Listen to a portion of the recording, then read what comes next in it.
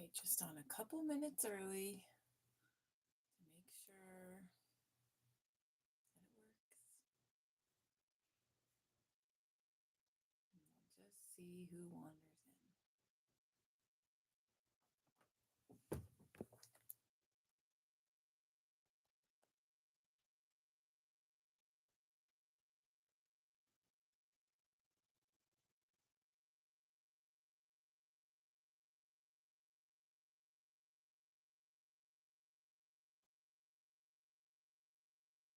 Hey, Katie. How's it going? How was your week?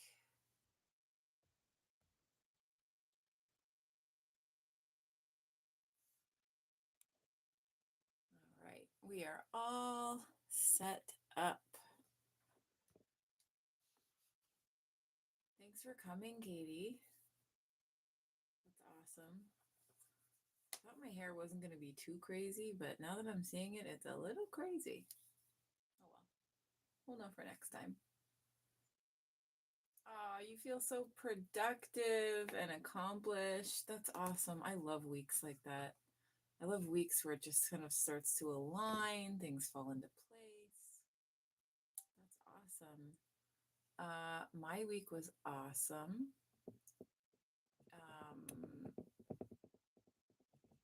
Yeah, it was good. Oh my God, I'm having so much fun with the spinner.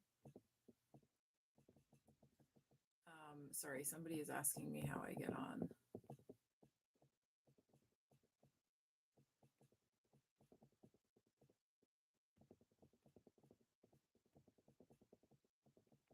I think that should do it.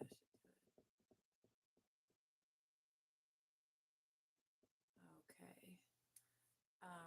Oh, I'm always beautiful. Thank you, Katie. I did put braids in yesterday to go roller skating, and I was like, oh, I can sleep in them and it'll be okay. And it's a little wonky, but yeah, I love those weeks where things just align and you're just like able to, you have just so much more capacity. Um, that's actually like one of the theories that I'm working on right now is that confidence is actually competence and capacity. Like when you have more competence and more capacity, like that's what builds confidence. Ooh, Sylvester says bonjour from France. Bonjour, monsieur, ça va? J'espère que oui. Hansel says I look 16, but sound like an adult. I'm 41, so a little bit older than 16. That would be. I'll take the compliment, Hansel. Thank you. Um, that's that's very exciting for any 41-year-old woman to hear. That's cool. Yeah, and I put up another roller skating video um, for trying to learn my jumps, which is oui, je parle français, bien sûr, canadienne. Yeah, not English, not American, Canadian. Um, yeah, so trying to learn jumps is really scary, and so I was like, well, what if I just spin them instead? Jean, bonjour, je suis sur la Réunion. Okay, bienvenue. Welcome in. I didn't know there'd be French people here. That's exciting. Um, Yay, Emer found her way in. Hi, Emer. That's awesome. Yeah, so one of the theories I'm working on is what makes up confidence, and I feel like it's competence plus capacity. And for people who have low confidence, it's like, okay, so we just need to develop your competence and your capacity, and then over time, right, that's gonna build up like a genuine sense of self. um yeah, so yeah, I can't believe we have French people here. Vous demeurez où, les Français? La France, Quebec, all the other colonized French countries. Il y a plusieurs options. Um, yeah, Emer, how was your week? I know you were saying uh, they had Guy Fawkes Day in England, where they go through burning an effigy from the 1605 parliamentary uh, crisis where they're going to blow up Parliament. And I just love that that is A, still being celebrated after 400 years, and it was like a Catholic Protestant thing. And B, that that's how we get the word guy in English. We're like, hey guys, what's up? It's literally from this dude's name. His name was Guy. And burning the effigy is called burning the guy. And then it just became like part of colloquial English. Um, Katie says, I remember reading about that in a Paddington Bear book. That's awesome. That Guy Fawkes Day. Oh my God. Yeah. So I think that's super cool. Um, and yeah, that in the UK they have these like villages and these traditions, and they do the same thing every year that everyone has done for like 400 years. And I think that's nice. As a historian, that makes me really happy. So, yeah. Emer says the hilarious thing is I'm an Irish ex-Catholic making the mulled wine in the park. You know what? Burning stuff is fun. You don't need the religion for that. You can just participate. I think that's why they've been doing it for so many years, because it's fun. Oui, je suis mariée. Désolée.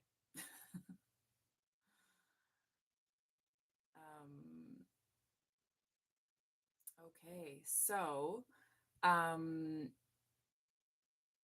what's the park in Emer? I've seen that word before, but I'm not very familiar with my. Unless it was on, it. I think it was on British Bake Off, and that's where I know the word from, but I forget what it means. Um, yeah, so how's everybody feeling? Like shifting into fall, shifting into darkness, and getting getting used to the time change. How's that going? It's always a bit of a roller coaster. The first day you get to sleep in, and then it gets dark at 4:30 and you're like, I don't know if this is worth it. If I'm a historian, I could travel. Oh my God. If okay, this is a great question. Sylvester's asking, if you are a historian, if you could travel to any time to see, what would you choose? Me, the 19th century, to meet all the romantics. Oh, like Lord Byron and all that. Oh, I don't know if I could. I don't know if I could hang out with them. But 19th century would be fun. Now, keep in mind, I would have to go see it and not actually have to live there because I would die immediately. Anything before they invented um, antibiotics, basically. So, if I could go back in time to any part of history, where would I go? Um, it's gotta be. I know this is such a stereotype, but like it's got to be like I want to go see what the deal was with Anne Boleyn. Like I know everyone says that, everyone's fascinated by her. Um but yeah, 1529 court in England, that would be very cool. That's really like the early modern era. That's kind of what started the whole modern expansion of everything. Like it just, the impact of that is just crazy to me. Emer says Parkin is a dark ginger cake. Oh yeah, cake with coarse oatmeal in it and lots of black treacle. Yes, I know all of those words. Yeah, I saw that on Bake Off. Okay, that's what it is. It's a cake. So mulled wine and cake. Okay, my background is from Finland, and they have their own version of the mulled wine. But that sounds fun. I mean, you get to burn stuff and it's on fire, and then you get to have a nice spicy alcoholic drink and cake. I mean, what a great tradition. That's a good idea. We should why are we not all doing that? Oh, you know very little of her. Um she's yeah, she was at the French court for like 15 years, so um contemporary of Francis the First in France.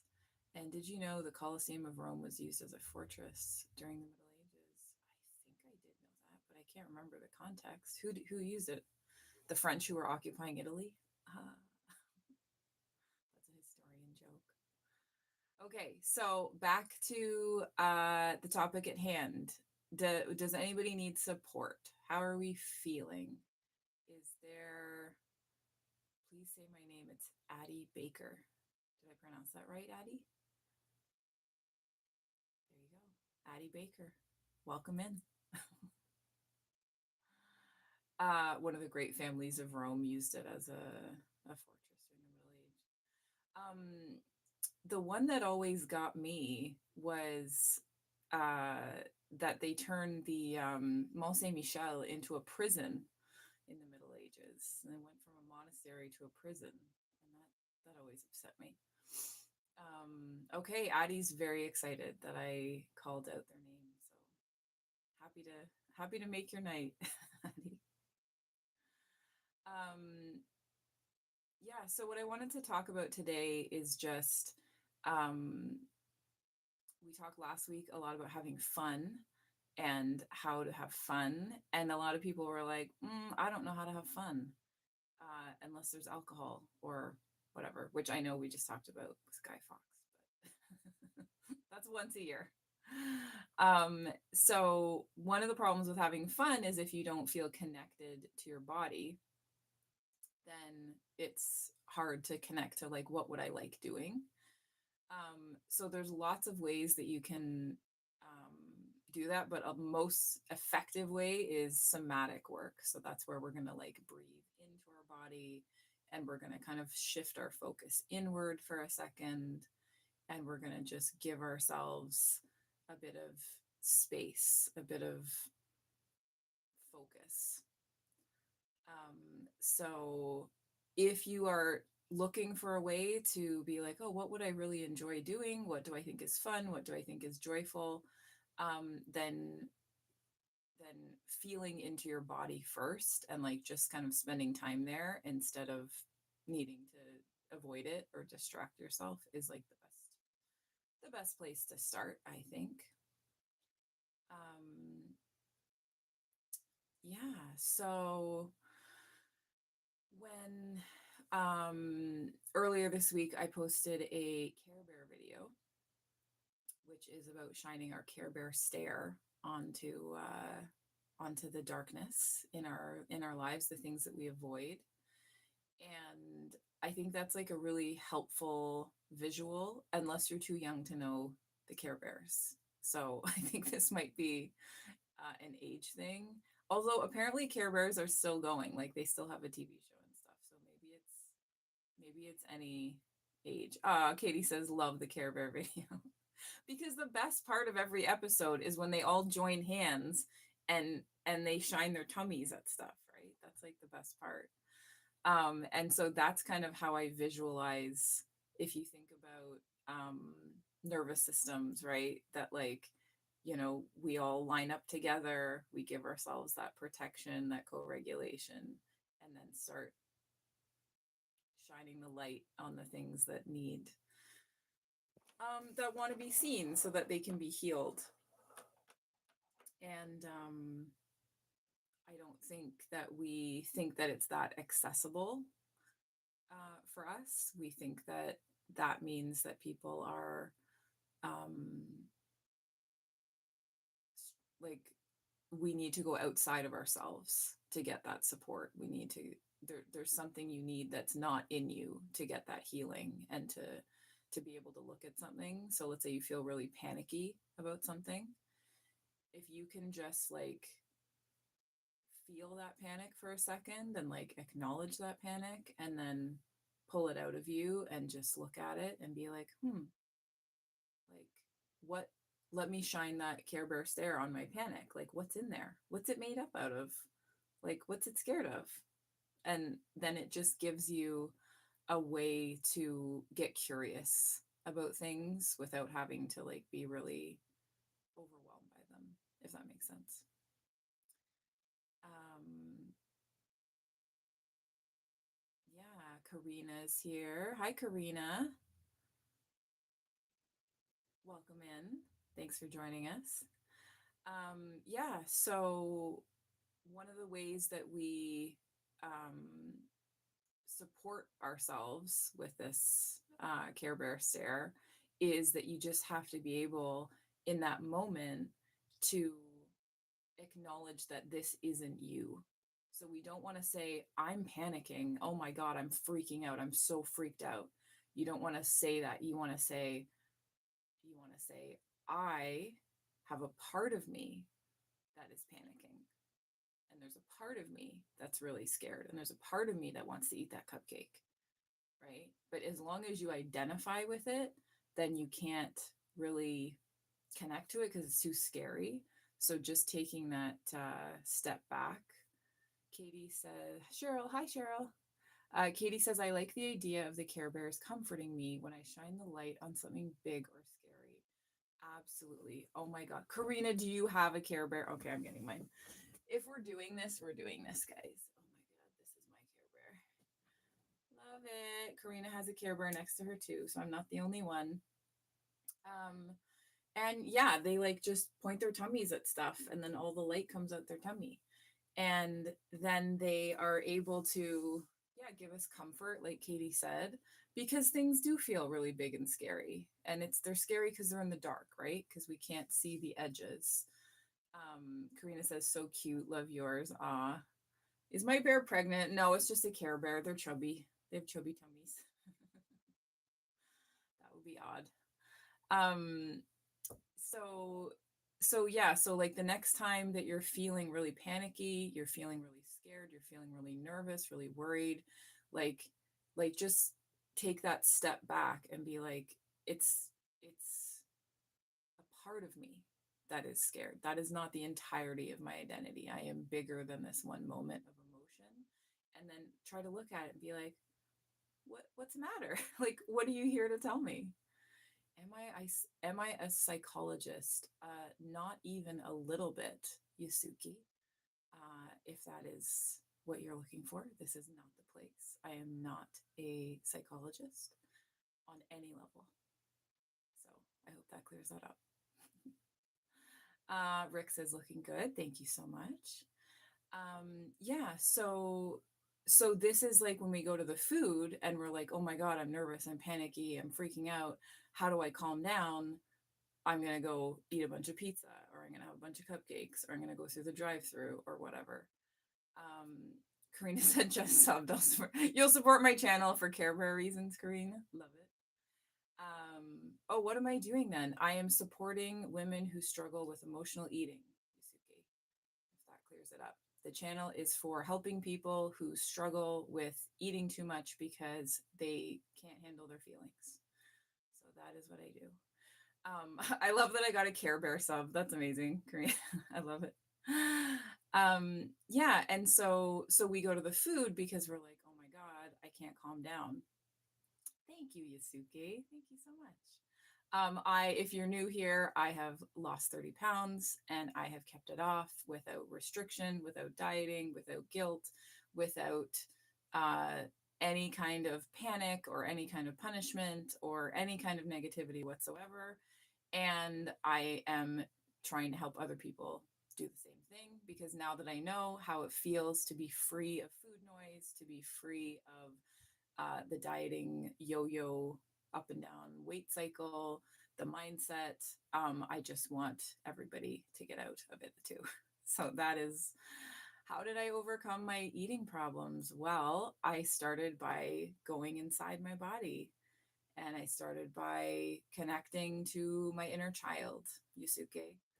Um, and I started looking at how I can create safety in my body so that I don't need food to make me feel safe, which I didn't realize I was doing, but in retrospect, that's why I was doing it. Because I would get all triggered and all panicky, and then I'd be like, the only thing that's going to calm me down, make me feel better, is putting something in my mouth. and I'm down 50 pounds overall, um, and 30 pounds just in the last year. And I did it with Care Bears. Yeah, I did it by shining my Care Bear stare onto the dark places of my life and saying, with light and love and compassion, what is this part of me that I hate? Right. So I actually did that with the fat. I made a video about that where I was like, I hate you. Why are you on me? You suck. Like, get off my body. Like, you're terrible. Like, why are you here? I do not have any loose skin. No. And don't ask me how that happened. It's just lucky. And so I ended up talking to it and just being like, I hate you. I'm mad at you. Why are you here? And the fat was like, why are you mad at me? Like, you called for me. You asked me to come here to help you feel safe. And now you're mad that I'm here. And I was like, oh, sorry. I forgot that I did that. I forgot that this was my idea. I didn't realize that. I didn't realize that I actually needed to be heavier to feel safer. And then after a while, I was like, let me shine my Care Bear stare on that. Why do I need to be heavier in order to feel safer? And now I am almost 50 pounds down, and it doesn't scare me. It doesn't, it's just easy. And I don't think about it, and I don't diet about it, and it's just, I eat food that I love that makes me feel good, and there's just kind of no issue. So, um, I didn't know that that was possible, and I want to tell everyone how they can, um, how they can. I want to tell everyone that it's possible, first of all, because we see a lot of things in diet culture of like, oh, look, this worked, but then you always gain it back, right? Karina says, wow, you should be proud of yourself. Thank you. We are very proud of me, actually. We're very proud. I'm doing a great job.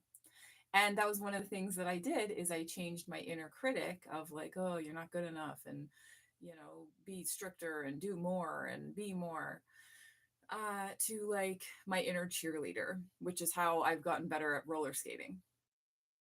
And it's just like, I'm doing a great job. And if you see my roller skating videos, like there's a ton of them where I'm, falling or struggling. And then I finally get it and I'm so excited, but I'm not beating myself up the whole time. I'm just like, no, try again. No, that wasn't the right edge. Push a little harder, tighten up your core. Like, you can do this. You're almost there. Ask for help. Like, get a video, send it to your coach. Like, I'm not ever sitting there being like, oh, you're so stupid. How come you can't get this move? And part of that is because I've only been roller skating for a year. So less than a year, 10 months. So I have nothing to compare it to. Anthony's back. Hi, Anthony. Thank you so much. Always a pleasure. Um, Karina says roller skating is so much fun. It's so nice to hear that you improved. It is so fun. It's so fun. It's like one of the most fun things I've ever done. And so that's what makes it easy to keep going, is because it's so fun. Like, it doesn't even count as exercise. Like, it's just, I just want to get out there. And now that I'm almost a year and I have made massive, massive progress that people can't believe it hasn't been that long, that I have only been skating for 10 months. Exactly, Yasuke. Yeah, never be ashamed of getting out of your comfort zone, because if we stay, this is Jean. I mean, he knows, right? Or she, I don't actually know. Yasuke, sorry about that. Is that if you stay in your comfort zone, then like this is the normal, and then this is all you're going to be able to do. But if you move that comfort zone out, it feels really scary to expand. But as you anchor into that reality and hold it, and it's kind of wobbly, right? It kind of goes in and out and in and out until you end up holding it, then this becomes the new normal.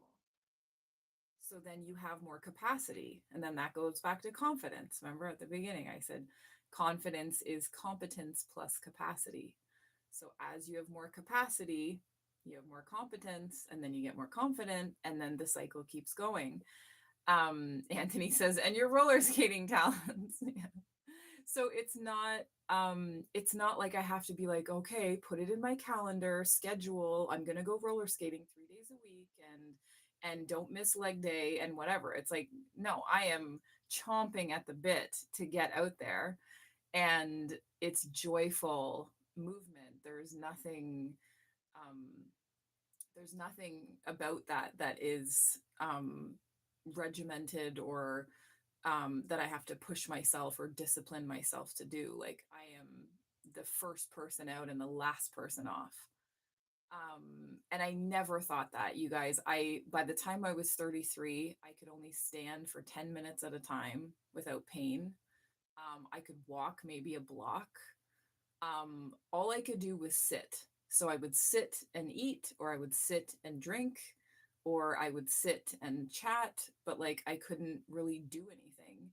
And now I'm roller skating like 6 hours a week, and I'm just like running around. I'm able to do like anything I want to do basically. Um, and there's no there's no limit. Like there, I actually have to like start holding myself back where I'm like, oh, I gotta learn, I gotta learn when to slow down or when to take a break or when to say no, because I've never actually had to stop myself before because my body would always stop me. So this is all very healable and very shiftable. Karina says, a book that reminds me of what you're telling me with your fears is a children's book called Jabiri Jumps. Ooh, that sounds cute. I'm going to write that down. Jabiri Jumps.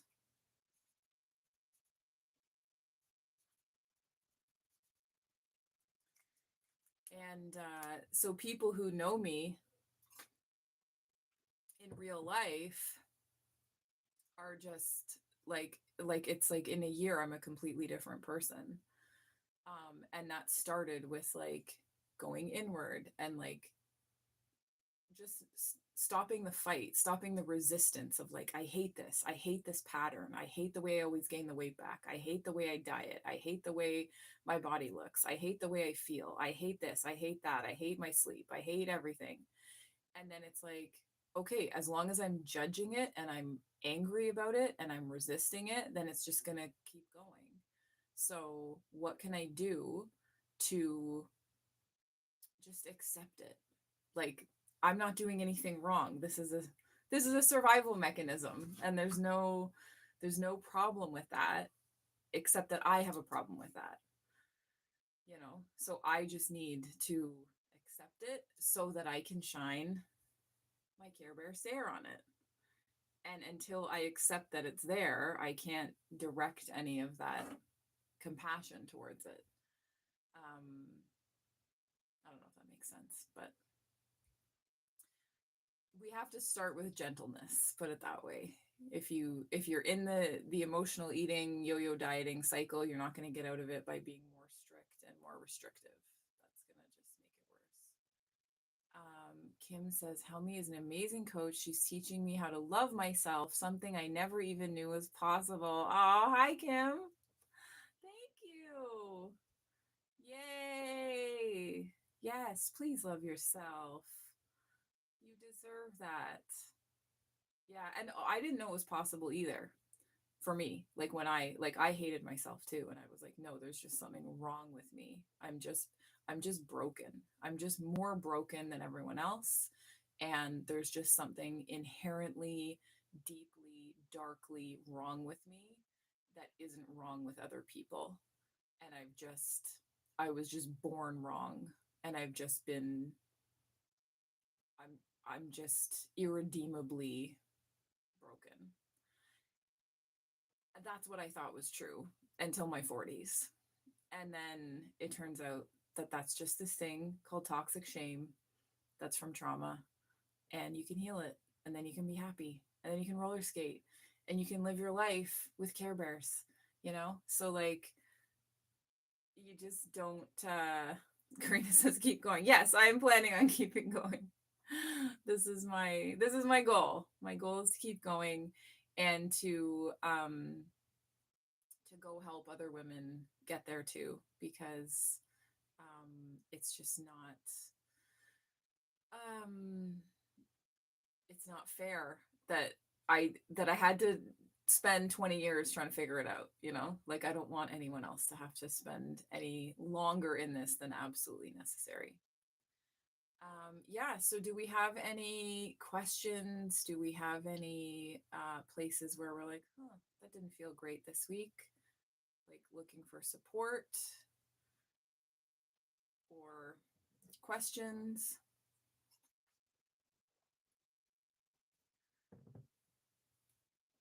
Or do we have uh, anything we want to? Karina said, how did you choose to change your ways? Okay, so first, bit of a story here. First, I had to accept that I was the problem. I was a blamer. I was like a massive, massive blamer, and I would blame other people, and I'd be like, you made me do that. You upset me, and now I have to have a cupcake about it, or a glass of wine about it, or I have to go through a drive-through about it. And if you hadn't have upset me, then I wouldn't have eaten that. So I was stuck for so long because I was stubborn and I was a blamer, and I was like, this isn't my fault. This is somebody else's fault. So that was step one. And then when I finally was like, oh, it's me. I'm the drama. I am the problem. Um, and just accepting that was the thing that I had resisted my whole life. But then that ended up being the key to everything, because if it's me, if I'm the drama, then I can change it. But if it's other people, if it's always someone else's fault, then I'm at the mercy of what other people are going to choose to do or not do. So it was actually hugely liberating, even though I was like, no, no, it's not my fault. It's their fault. So then when I finally accepted that it was me, that I was like, okay, well, why am I like that then? And I followed the feeling back in time. And I was like, oh, I remember that feeling from 5 years ago. And this, this went down with this person, or then it from 10 and 15 and 20 years ago and 25 years ago and 30 years ago. And I just kept following the feeling back in time. And I realized that it was from when I was a kid. And I still had this armor on, my childhood armor of it's not my fault, you know, because that's like how I was protecting myself. No, it's not my fault. Don't get mad at me. I don't want to get in trouble. It's not my fault. And then once I figured that out, then I was like, okay, so how do I take responsibility? Because basically the problem I had, which I think is pretty common, is I just didn't want to grow up. I just didn't want to take full 100% responsibility for myself. I liked there being an excuse. I liked it being someone else's fault. I liked being able to say, oh, I had a bad day at work, so I deserve this sugar. So I deserve this drink. So, I worked hard and I suffered and now I get to have my reward kind of thing. So yeah, that's and then you have to want to have power, right? It is kind of funny. I know. It was me the whole time. Guys, I wasted so much time. Don't waste your time. If you have any of those traits at all, like it's probably you, and that's okay. That's not a problem. You can change it if it's you. It's actually better if it's you. And then as I kept going, I was like, oh, we create our own reality and like all that stuff. I was like, okay, so it was definitely me. And Katie says, now I tell myself I deserve happiness and peace. Yeah. Yeah. And if that's too scary for you, then you can say, wouldn't it be nice if I had happiness and peace? If your brain is like, no, we don't deserve happiness and peace, like if your brain is like pushing back, then just be like, wouldn't it be nice if that were true though? And just give your brain a little workaround. Emer says, I'm disassociating from the issues that I have going on. I know what I have to do, but I can't get on with it. Yeah. Yeah. And that's kind of what everybody does, right? Emer, that's like your brain protecting you, being like, I don't think you can handle this. So when we go back to competency and capacity, your brain is like, you don't have the capacity. Like, we're going to shrink this down. We're going to numb you out. We're going to disconnect you, disassociate you, because we don't think that you have the capacity to handle this without it being too triggery. Yeah. And so then it's like, again, I mean, I hate to like keep dwelling on it, but this is where we shine our Care Bear stare on that and we're like, oh, where is it? Where is it? I'm disassociating, right? And we just shine it on, oh, thank you, brain. Thank you for disassociating me. You're trying to protect me, aren't you? You're doing a great job. You're just doing the best job that anyone's brain could possibly do. Karina's holding her Care Bear with me. I'm so happy about that. I love that so much. And you just go to your brain and be like, thanks, bud. Like, that's awesome. Thank you, because you're separating me from the thing that you don't think I can handle, and you have good reason to believe that maybe I can't handle it. So I appreciate you. And then just, if you can, like I said earlier, pull it a little bit further away from you.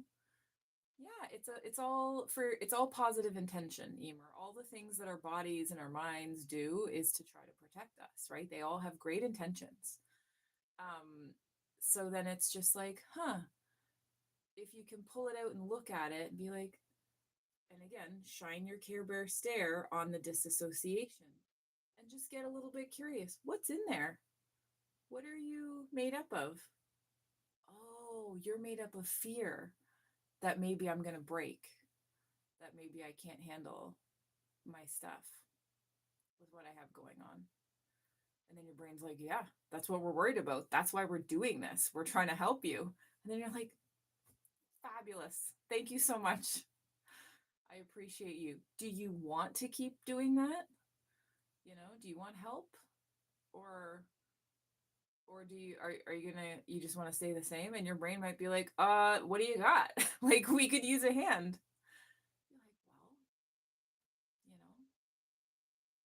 I'm just able to talk to you. I'm able to observe you and be curious. And like, maybe I have more capacity than you're giving me credit for. Just something to consider, not trying to change it or anything. But it's, again, Emer, that disassociation is the same as me being like, it's not me. It's not me. It's other people, right? It's just another mechanism to that we're resisting. It's another thing that we're pushing back against, and we're mad at the disassociation, right? And we're mad at other people, and we're mad at the fat. But all that resistance is just going to create more of the same thing. So the only way to get off that ride is to be like, I see you there, doing a great job. Appreciate you. Yeah, you have good reasons for thinking that I can't handle this. Let's go back in time and let's look at the times that I actually couldn't handle it that well. Like, good looking out. And then that just lets that part of you know, again, it's not I'm disassociating, which, Emer, I know this is like very tempting to use that language.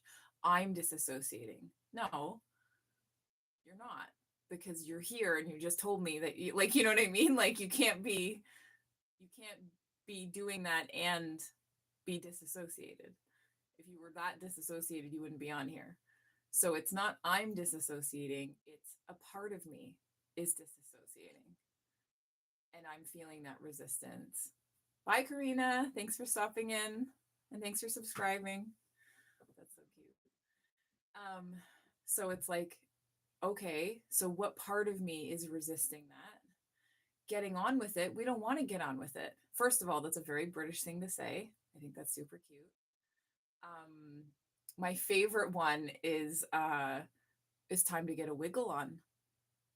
I saw that on a British show once and I was like, I'm using that.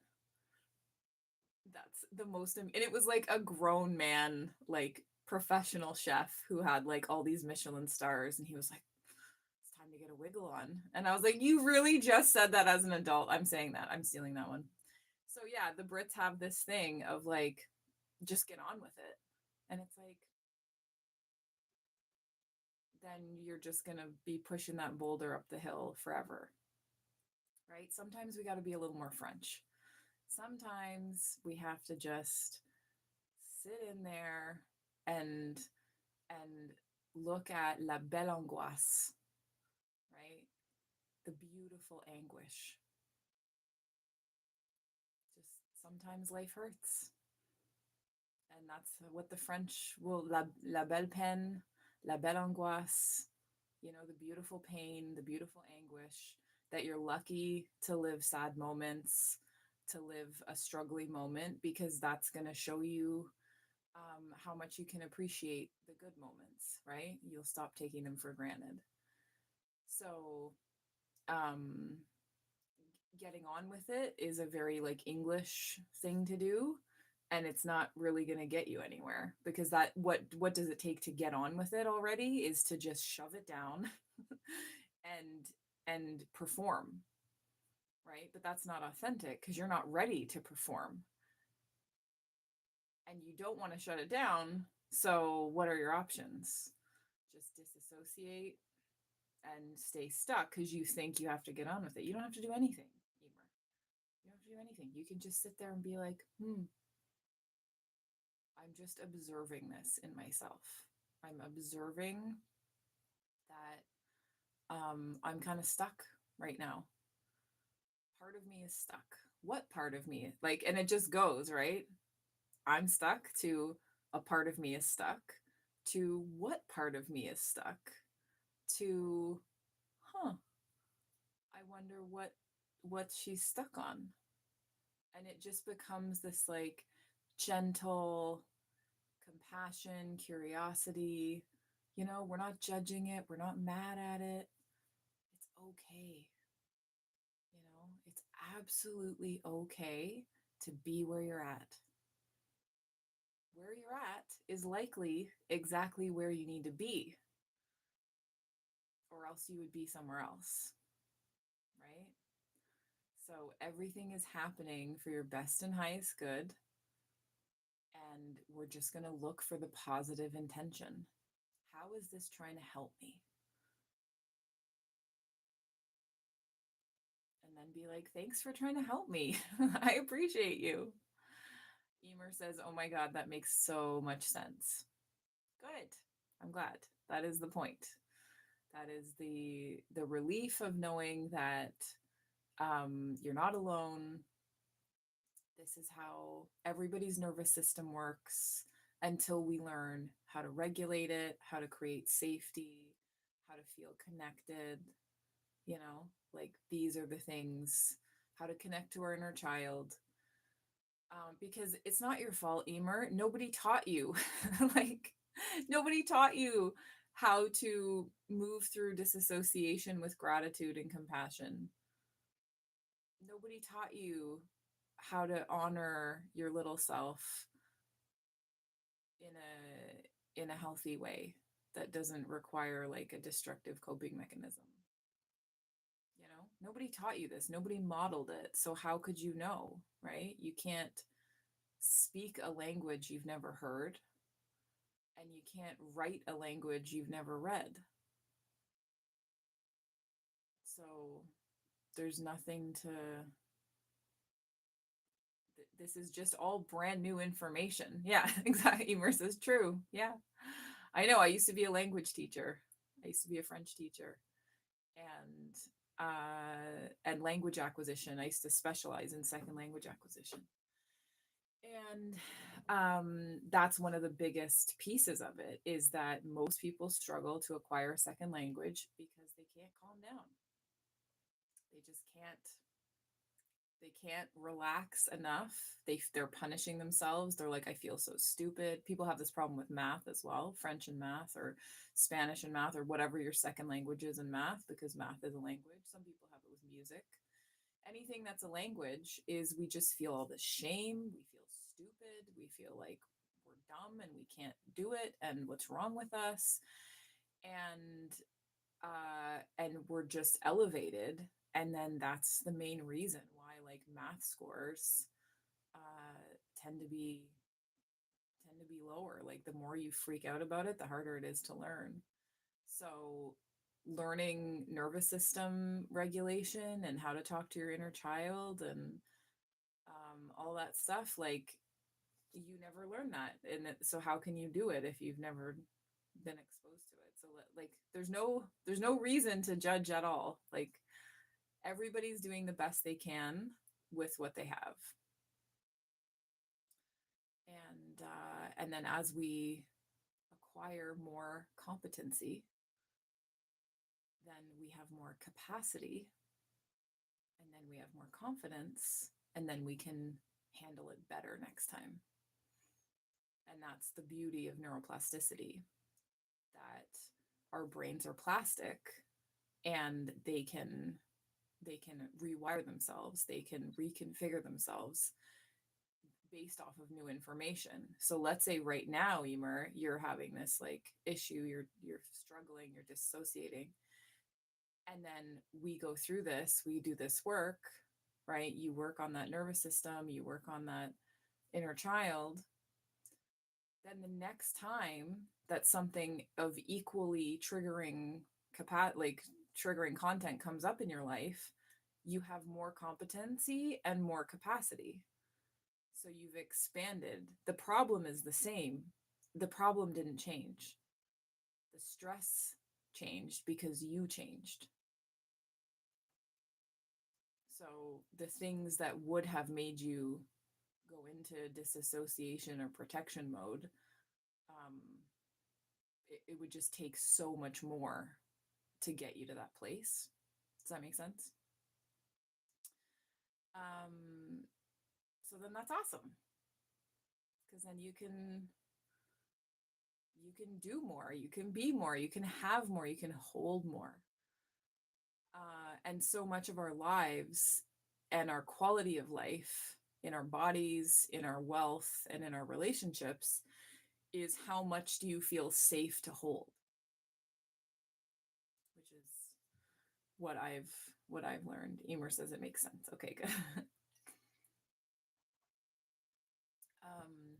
So how much do you feel safe to hold? So my weight would go up and down all the time because I didn't feel safe to hold a lower weight, like a lighter weight. Like I just didn't feel safe there. So my weight would always be up, down, up, down, up, down. But now that I feel safe to hold it, I'm maintaining my weight pretty effortlessly. You know what I mean? So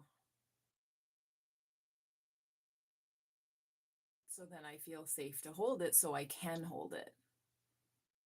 But if you had said magically, there goes 50 pounds a year ago, I would have panicked, and I would have been like, put it back on right now. Like I cannot hold this. I can't feel safe holding this. Some people are like that with money. Like they'll get money in, and they'll get an inheritance or money, they sold their house and there's extra money or whatever, and they can't hold it. They can't like put it in a locked thing, and just they can't, like they have to spend it all because they just don't feel safe holding that much money.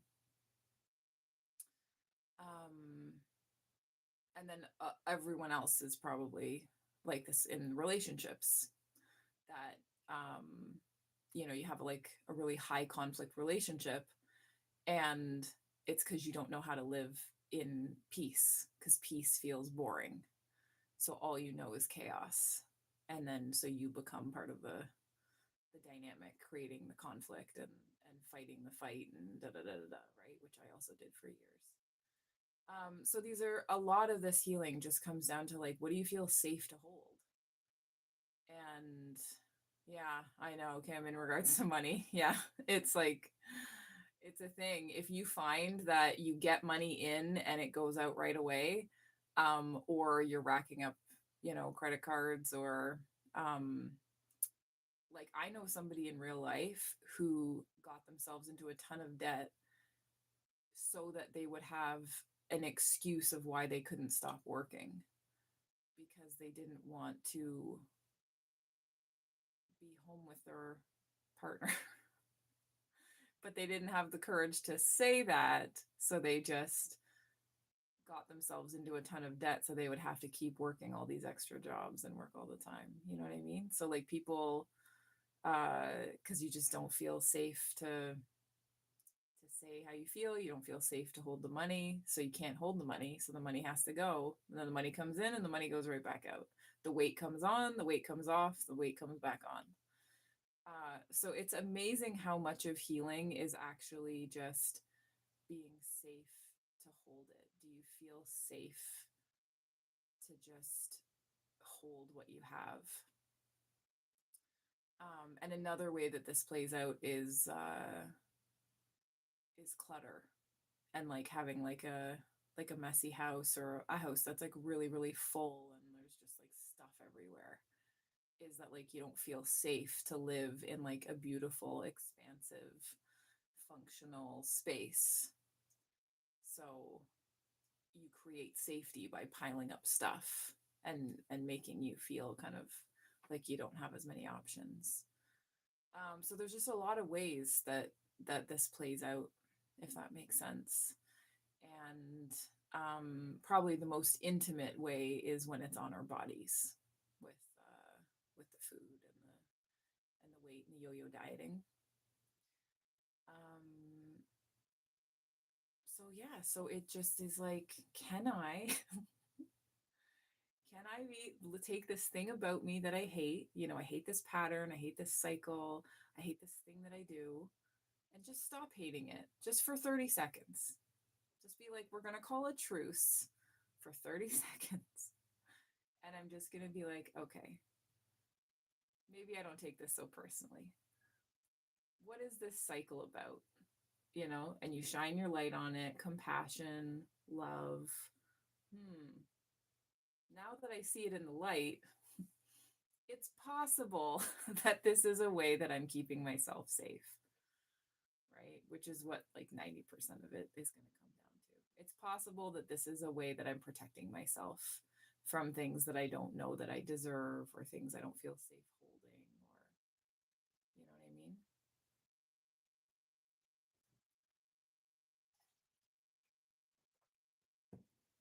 And then you don't have to change it. You just have to observe it. And then, later you can decide if you can meet it with compassion. But we can't change what we can't acknowledge. So um, it just has to, if you have to keep hating that thing you do, then you will always keep doing that thing you do no matter how hard you try to stop. And I would encourage Emer, if you're like struggling with feeling, I can't believe you're still awake actually, it's like way later in the US or in the UK. But if you see this on the replay or if you're still there, um you've already done the hard part, Emer. You've already witnessed yourself and observed yourself, this part of you that's disassociating and this part of you that doesn't want to get on with it. And that means that that part has something to say and it wants to be heard and it wants you to listen. So you can just go to that part and be like, I'm here and I'm listening, and see what it says. And whatever it says is like valid. You can validate that. But that's the hardest part, Emer, is observing it. So you've already done the hardest part.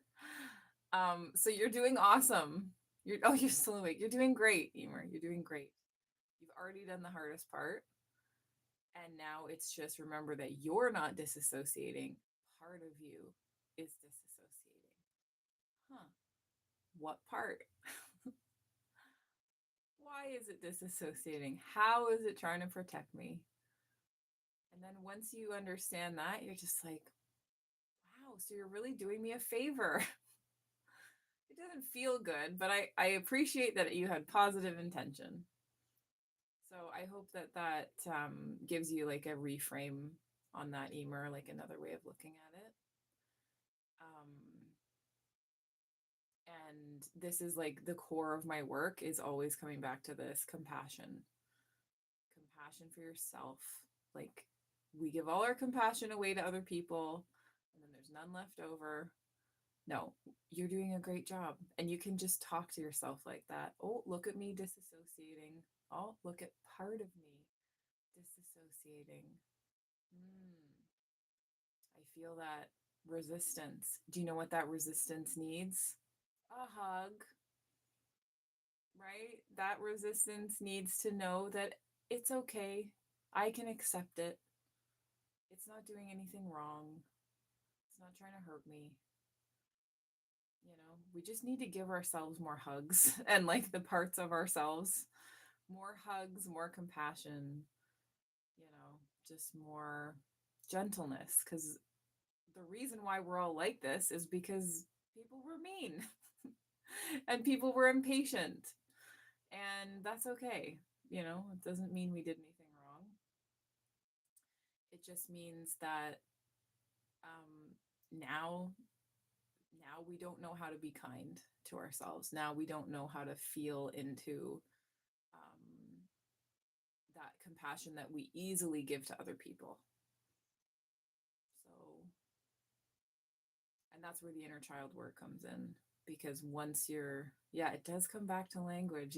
I know, a language teacher, once and forever, right? I can't be divorced from my language teacher roots. Um, yeah, and language is fascinating because English is a shame-based language, right? So English is like all binaries. I am bad or I am good. So little kids are like, well, I don't want to be bad. I want to be good. How do I not be bad? And you just internalize the shame super early. But other languages don't have that shame binary built in. So if you've ever wondered why French people are like more confident, it's because they don't have a shame-based language that's like knocking them down at every turn, right? Like even just the English phrasing, "Oh, I should just get on with it," is like horrifying in other cultures, right? So because why would you want to get on with what? You want to suppress yourself and abandon yourself and neglect where you are and betray your emotional place so that you can go perform something that you think people expect from you. Like that is a horrifying prospect to in another language, right? But anglophones get really stuck in shame and I should be. If you ever catch yourself, if you're a native English speaker and you're catching yourself saying I should be, yeah, that's shame. That's just English. Like you don't have to keep doing that. There is no such thing as should be. You just right where you are is okay. And other languages have a place for that, but English doesn't have a place for that. There is no like you're just enough and you can just experience yourself in this moment as it is and not as you feel it should be. Like English just doesn't have that.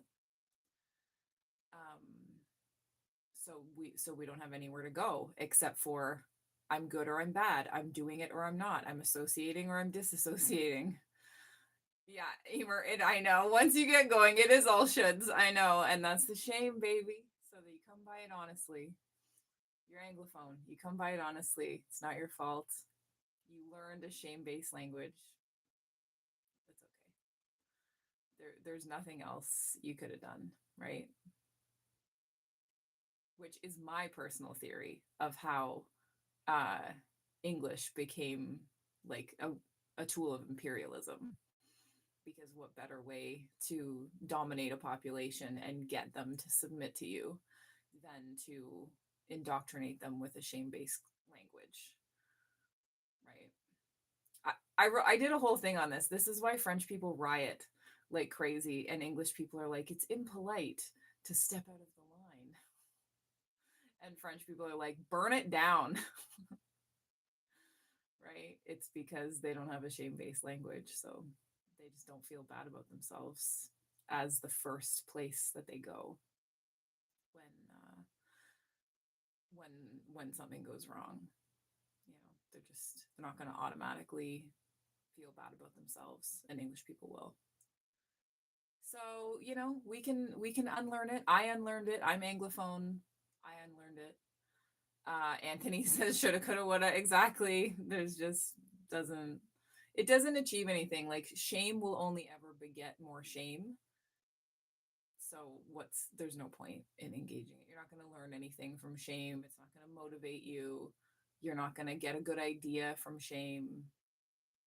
Like it's just rhetoric. Like you don't have to engage with shame. And my favorite thing about shame that I learned from going through this process is that shame is a cooperative act.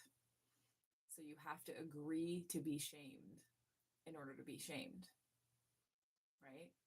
So if somebody's like, Helmy, it's so pathetic that you have a Care Bear and you're such a loser and you're an adult woman and you're 41 years old, like, what are you doing with a Care Bear? Like, the only way that I'm going to feel bad about that is if I agree to be shamed by it. If I say, oh, you're right. Oh, yes, I believe you. You know, hi, Joanna. But if I just say, I don't care, I don't care what you think about my Care Bear, then I'm not going to be able to be shamed by it. So if shame is cooperative, then you don't have to cooperate. And then you can just decide how you want to feel. And if you don't like the way that you feel, then you can decide how you want to feel and feel that. You know, there's no rules apparently. I did I learned this the hard way. Did you know that you can feel however you want? You don't have to feel bad about anything. So, yeah, so there we go, ladies and gentlemen. Anthony's in here. That's an hour. How are we doing? How Joanna just got here and we're wrapping up. Unless somebody has a question or a comment or observation.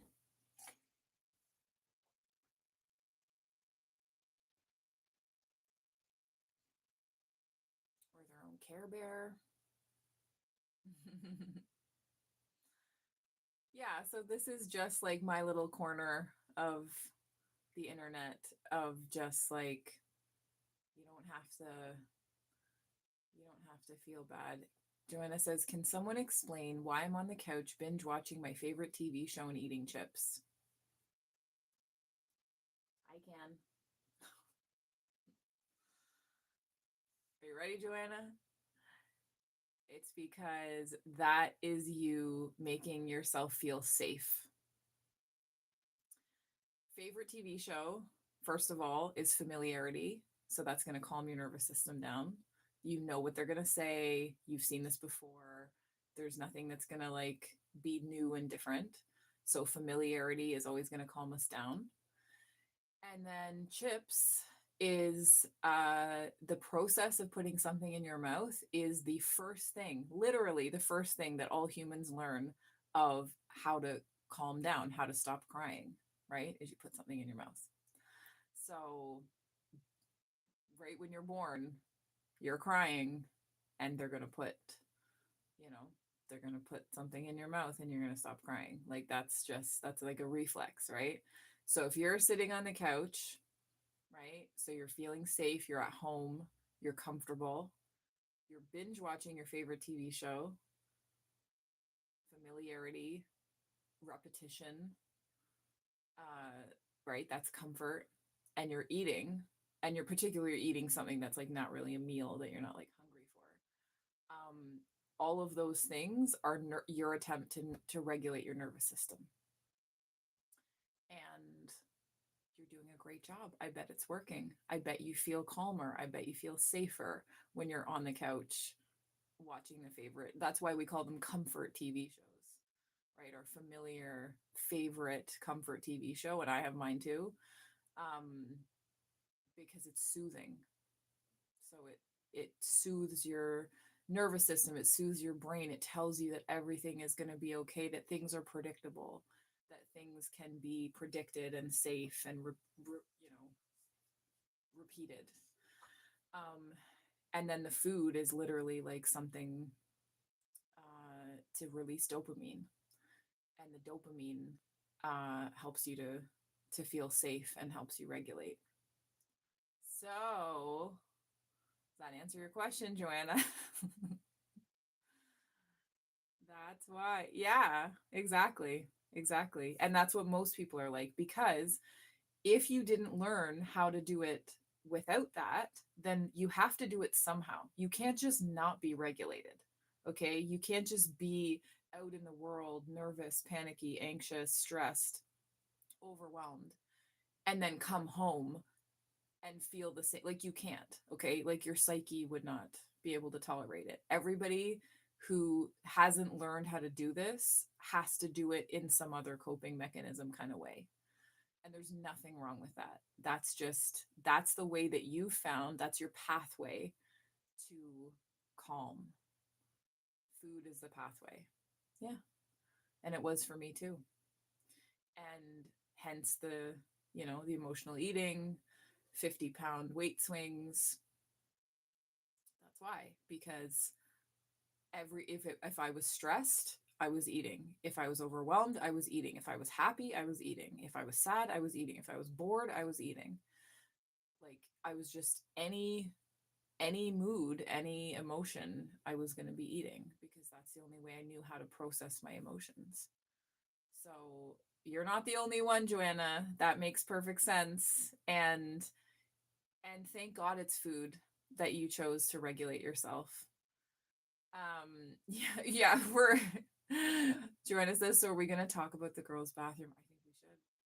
I think we should. I think we should be our little safe corner. Yeah. So the girls' bathroom is where the girl comes into the bathroom and she's crying, or there's a girl crying in the bathroom when you walk in, and then you're like, drop everything. And the law of the girls' bathroom is you have to, you go be a hero, you go help her out. Something happened, right? And so that girls' bathroom thing is called co-regulation in your nervous system, which is the process by which somebody else helps you to calm down. And that's what our nervous systems are like wired for. Somebody else to help you calm down. It's the girl code. Exactly, Joanna. It's absolutely the girl code. And we have this intuitively. Women have this intuitively, right? Because women have an oxytocin based nervous system, right? We calm down through connection. So that's how we want to feel. Men have more dopamine based nervous systems. So they are going to calm down more from doing something that makes them feel good. That's like a step towards their goals or whatever. They're going to feel better after they do the thing, and women are going to feel better after they connect. And that is why there is a girl code, Joanna, because we're oxytocin based creatures, and we calm down with other people. So every time, Joanna, you've gone in and been a girl's bathroom hero, you have been co-regulating somebody else's nervous system. This Sunday, Joanna says this Sunday night thing should be called the girls' bathroom heroes. You know what? I'm gonna see if I can rename it that for the yeah, that'll be our call to action, calling all the girls bathroom heroes. We all know them. There's like at least two in every friend group, right? Joanna, are you the only one in your friend group, or do you know some others? Anthony says no, that's not a good idea. Okay, fair. Um, Yeah, so when we look at the ways in which we are um, struggling, we tend to meet that with a lot of aggression, and we tend to be really harsh about it. You shouldn't be struggling, right? What's wrong with you? Get up, go, do the thing. You should be able to handle, right? And all that's all shame-based language, right? So, easiest way to separate from that is a part of me, right? And then it's not your whole identity. Um, and then the next piece is just, what is this thing trying to tell me? You know, everything is trying to help you. And if you look at Emer says, Anthony, girls' bathroom is a state of mind. You're always welcome there. See, that's how you know she's a real girls' bathroom hero right there. That's what it is. It is a state of mind. Yeah, it's a state of like wanting to help other people. Yeah, and wanting to and being responsive to their needs and responsive to their distress. So for me, the whole world is the girls' bathroom, and anytime I see somebody upset, I'm gonna have the same reaction, because I know what it feels like to be. Um, Joanna says, "I think it's a great idea." It is. It is a great idea. Um, because I know what it feels like to have to figure it out by myself, you know. And largely that was my own doing because I kept blaming other people for my feelings. Yeah, so I hope this helped. And I hope that you feel a little more permission to just shine the light on that thing and just be like, how are you helping me? Thank you so much. Right? That resistance is just going to make you miserable. And it's just going to make you want to go to the coping mechanisms that make you calm down. And um you don't want to keep that cycle going any longer than you have to, right? So, thank you all for joining me. Um, Joanna says, let's talk about how we take our emotions on a walk. Yes, that is take them for a walk, take them for a spin, and be like, so, you know, anger, you've been coming to visit me. What's your message for me? How are you feeling? Like, what are you trying to tell me? Yeah, the emotion walk, Joanna. Yeah, that's a great technique. That's a great technique. It's just feel it, identify it, and take it for a spin and just listen. All of this is just listening, right? This is just attunement. This is just listening to what the emotion is trying to tell you. It has a message for you and it wants to tell you what's what, and we just need to listen. Okay, so I hope that you can go into your week feeling a little more permission to give yourself that compassion, to accept yourself, meet yourself where you are, and just give yourself a hug. Okay, you're doing great. Um, Anthony says thanks for your insights tonight. Thank you so much, Anthony. And Emer says thank you so much. You're amazing. Yay! Okay, so I will see you next week. Sunday night, 7 p.m. Eastern, same bat time, same bat channel. And I hope you all have a great week. Yay. Thank you, Katie. Okay.